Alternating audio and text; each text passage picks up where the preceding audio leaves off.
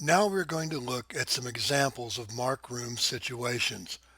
From our previous video, we learned that mark room is room to leave the mark on the required side, room to sail to the mark when the proper course is to sail close to it, and room to round the mark to sail the course. The key to each condition of the requirements of mark room is the use of the word room. Now in the rules, this is in italics, which means that room is defined in the definition section. If we go there, we're going to see that room is the space a boat needs in the existing conditions, including space to comply with their obligations under the rules of Part 2 and 31 while maneuvering promptly in a seaman-like manner. Part 2 are simply the normal rules of right-of-way that we already know, and Rule 31 is the rule that says you can't touch a mark. So a right-of-way boat not entitled to mark room has to give this room, but just this room, no more.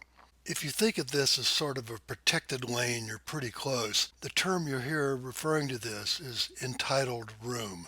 We also learned that mark room rules start to apply between a pair of boats when they're both required to leave the mark on the same side and at least one of them is in the zone.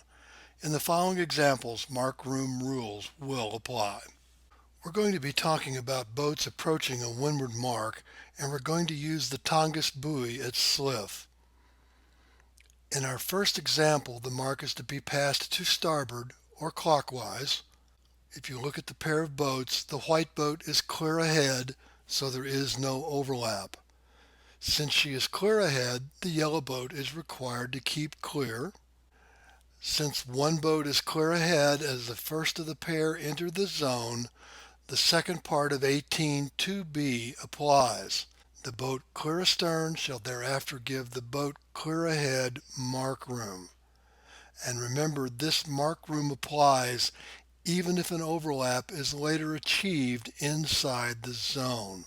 If this yellow boat is overtaking and is going to achieve an overlap, it does not want to do it to the inside. The boat that was clear ahead is entitled to sail as close to the mark as it wishes, and you do not want to get caught between a boat and a boat entitled to mark room as long as it is sailing inside its entitled room. You will get cut off at the mark. If you are overtaking this clear ahead boat, you must do it to the outside. Here are two boats approaching this same mark on port tack and again are required to leave the mark to starboard or round clockwise. Neither boat is clear ahead, so they are overlapped when the first boat reaches the zone. The yellow boat is the leeward boat and has the right of way. And it is also the inside boat. Under the provision of 18.2b, it's entitled to mark room and again stays entitled to mark room even if the overlap is broken inside the zone. At this point, the proper course for the inside boat is to sail close haul to the mark, and it is the responsibility of the windward boat to stay clear. Pretty simple so far. You get a little wind shift and the boats have to fall off. The right-of-way inside boat is slowly drifting below the ley line. Its course now is to sail close to the mark and luff up, no further than head to wind, and coast around the buoy before falling off to pass to starboard. Remember from the definition of room, the space a boat needs in the existing conditions. The existing conditions changed with the wind shift. She is still considered to be sailing inside her entitled room, and this windward boat not only has to allow room for her to luff and coast, she must also anticipate that this is her proper course. The leeward boat can luff up as rapidly as it pleases. There are two ways to approach this windward mark at Tongass, in fact just about any windward mark. We've looked at mainly the port tack approach. The other option is to approach low on port tack, then tack to starboard, preferably outside of the zone, to approach the mark. Anytime you have boats on opposite tack approaching the same mark, at least one of them is going to have to tack. We already know that mark room rules do not apply when boats are approaching a mark on a beat to windward or when the course at the mark for one but not both is the tack. If you are on port tack, sailing to pass close to a mark to be passed counterclockwise and come face to face with an approaching starboard tack boat, most of the time you're going to lose that battle. Up until one of the boats passes head to wind, normal right-of-way rules are going to apply. This port tack boat is probably going to end up having to pass astern of the approaching starboard tack boat. Let's look at another example of how an approaching starboard tack boat can use the tool of right-of-way.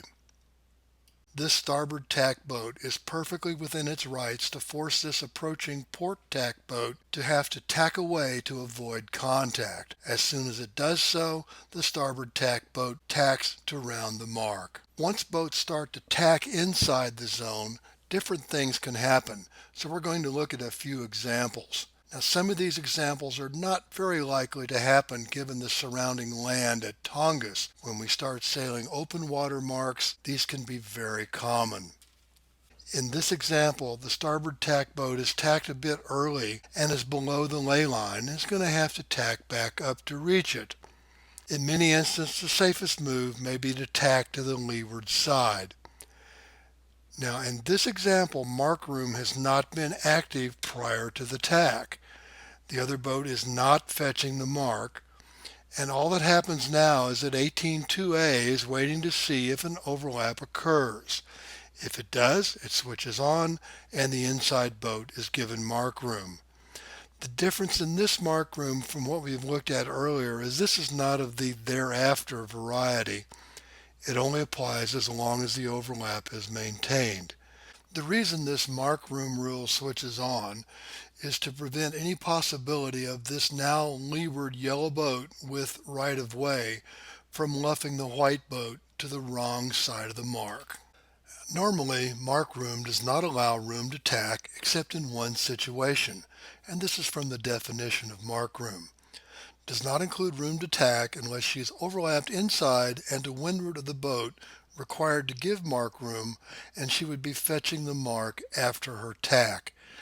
With this previous example, as these boats approach the mark, the inside boat tacks and passes head to wind. Once she does so, she is now fetching the mark. The leeward boat must allow room for this inside boat to tack as quickly as it chooses. We're going to look at something similar to an earlier example, and I want you to see how this is handled under normal right-of-way when this does not occur in the zone. The starboard tack boat decides to tack directly in the path of this port tack boat. Under normal tacking rules, after head to wind, must keep clear of all boats until on the close-hauled course. It rolls out clear ahead of this port tack boat. It reacquired right-of-way by its action, so it must be far enough ahead to give the now clear astern boat time to react. If it needs to change course to avoid, it can luff up or it can fall off, as long as this tacking boat gave it sufficient space to comply with its restrictions. This changes a bit when we move this whole thing into the zone. Here's the rule that comes into play when one boat is fetching the mark and the other boat tacks onto the same tack as the fetching boat. This is covered under Rule 18.3, tacking in the zone.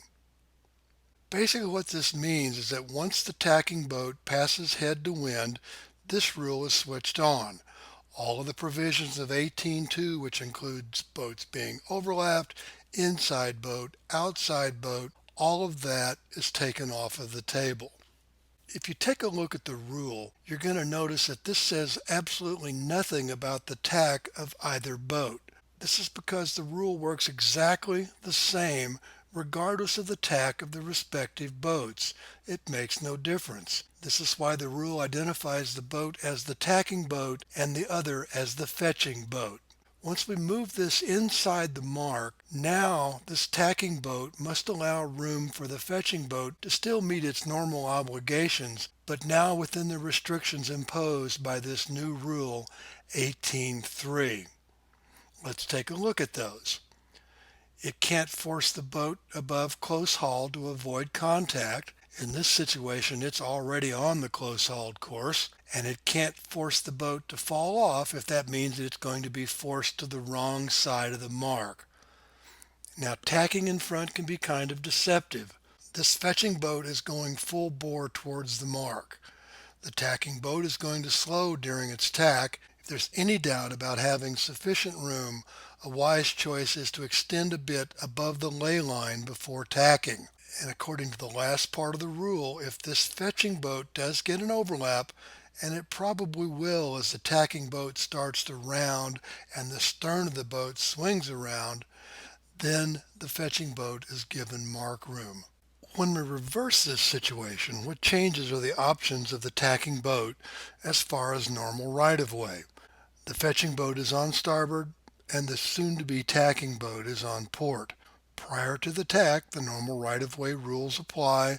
Depending on spacing, this non-right-of-way boat can pass ahead, it can pass astern, it can even tack in front. But just like the first example, as soon as the tacking boat passes head to wind, 18.2 is taken off of the table and 18.3 takes its place.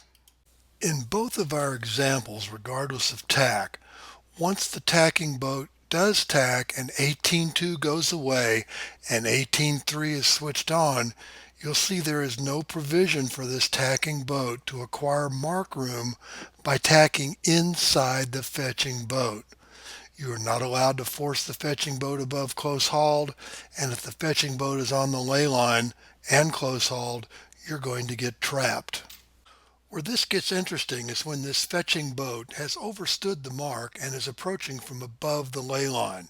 It's just left a little room on the lay line. The other boat sees the opening and tacks to the lay line. Just like the previous example, as it tacks, it must stay clear after passing head to wind till it reaches the close hauled course. It also still has to allow room under 18.3, but as long as there is room for this fetching boat to avoid contact by heading up no higher than close hauled, the tacking boat is home free. Note that this rule never allows mark room for the tacking boat. In this situation, although it does not get mark room, it is entitled to room as the right-of-way boat. Go back to our definition of room. Room to comply with its obligations under normal right-of-way and room to avoid hitting the mark. Now you know why this video took so long to finish. Until next time, dance like nobody's watching. You only go around once.